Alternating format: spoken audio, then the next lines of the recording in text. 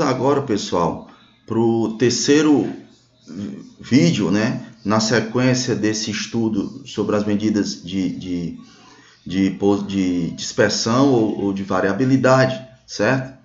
E retomando aqui o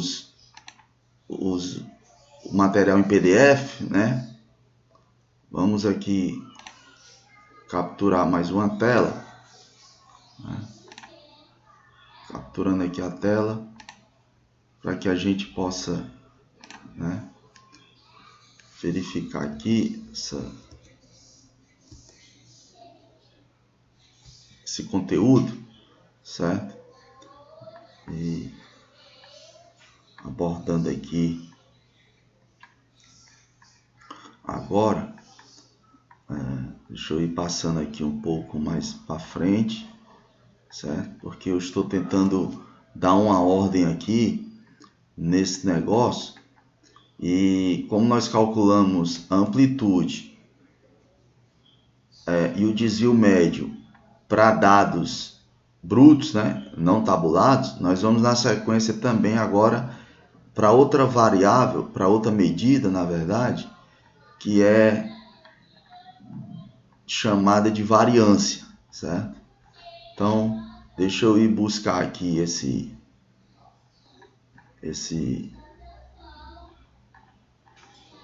conceito para você e acho que chegamos aqui aonde nós estamos pretendendo nesse instante, certo? Então, nesse item 4.3, deixa eu ver aqui que não dá para visualizar a página, mas se você buscar aí no seu material, trata da variância, onde o símbolo é um S ao quadrado, certo?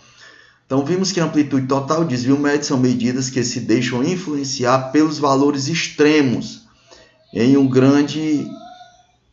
em grande maioria são devidos ao acaso, certo? A variância é uma medida que leva em consideração valores extremos e os valores intermediários, isto é, expressa melhor os resultados obtidos.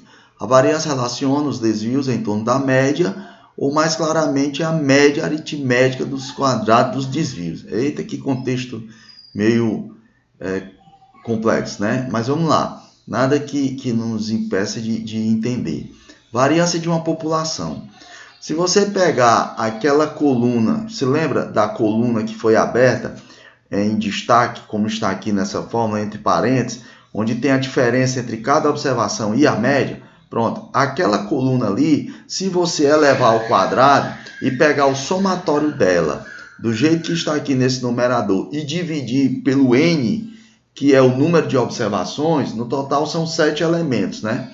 Então, se você pegar aquela coluna dessa diferença, né, e abrir uma outra coluna, levando em consideração ela ao quadrado, pegar o somatório e dividir por n, você tem o valor da variância, certo? Então, onde o S ao quadrado é o símbolo da variância, o x barra é a média aritmética, o DI seria os desvios médios, né? Cada valor de cada variável, de cada observação, menos a média, né?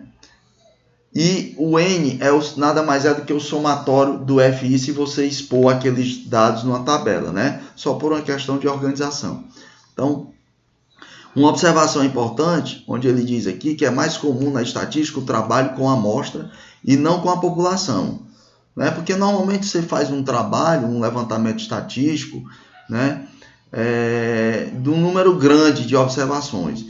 E aí, como diante de um número grande, a complexidade aumenta, é preferível que se faça um estudo de uma amostra, né, e não da população. Mas neste caso, o denominador passa a ser n-1 em vez de n, né, pois assim teremos uma melhora na estimativa do parâmetro da população. Então, se você levar em consideração o estudo de uma amostra, né, você tem que deixar no denominador n-1 e não n, né? Então, isso seria mais ou menos o conceito de variância para você entender, certo? Então, assim, vamos aqui agora ver se eu encontro aqui nesse material, né, Bom, aqui ele já passa para o conceito de desvio padrão, não é? Porque o desvio padrão nada mais é do que você, como diz aqui no item 4.4, desvio padrão, o símbolo é esse, certo? E ele é a medida de dispersão mais usada, inclusive, tendo em comum com o desvio médio o fato de em ambos serem considerados os desvios em relação à média. Só que no cálculo do desvio padrão, em lugar de serem usados os valores absolutos das discrepâncias dos desvios, calcula-se os quadrados destes. Desvio padrão não é senão uma média quadrática dos desvios em relação à média de um conjunto de números. Ou seja, a raiz quadrada da média aritmética dos quadrados dos desvios tornados a partir da média aritmética. Na verdade, pessoal, esse contexto aqui você pode ler até com mais calma depois.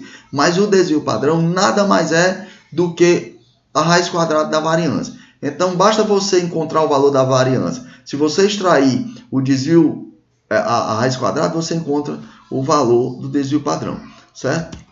Então, deixa eu voltar aqui para o nosso vídeo, tá? Então, resumindo, para finalizar esse nosso terceiro vídeo, né? Se você pegar e calcular a variância de um conjunto de dados e depois extrair a raiz quadrada desse valor, você chega ao valor do desvio padrão, que seria uma outra medida de dispersão chamada de medida de dispersão absoluta, né?